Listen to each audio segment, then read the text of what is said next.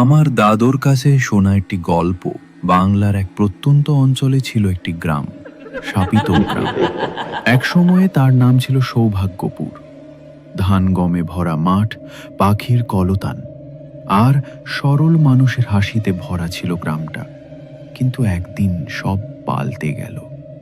আজ থেকে ঠিক 50 বছর আগে এক পূর্ণিমার রাতে গ্রামের এক দরিদ্র বালিকা চন্দ্রা গিয়ে হাজির হয় গ্রামের জমিদার বিষান রায়ের দরবারে।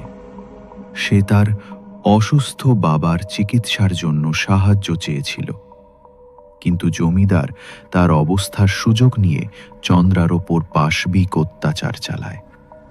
লজ্জায়, ঘৃণায় আর অপমানে চন্দ্রা সেই রাতেই গলা দিয়ে ফাঁস নেয় এক প্রাচীন বটগাছে।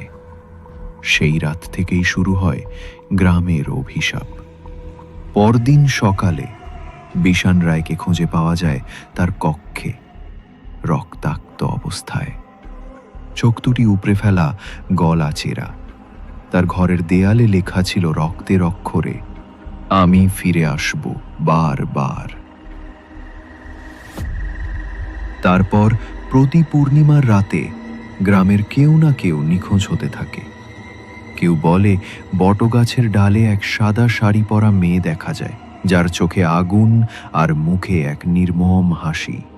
লোকেরা একে একে গ্রাম ছেড়ে যেতে থাকে। সৌভাগ্যপুর হয়ে ওঠে শাপিত গ্রাম। আজকের দিনে সেখানে কেউ থাকে না, শুধু পুরনো ভাঙা বাড়ি, ছায়া ঢাকা পথ আর সেই বটগাছ যেটি এখনো দাঁড়িয়ে আছে। আর পূর্ণিমা রাতে সেখানে এখনো শোনা যায় এক কিশোরীর কান্না আর ফিসফিসানি।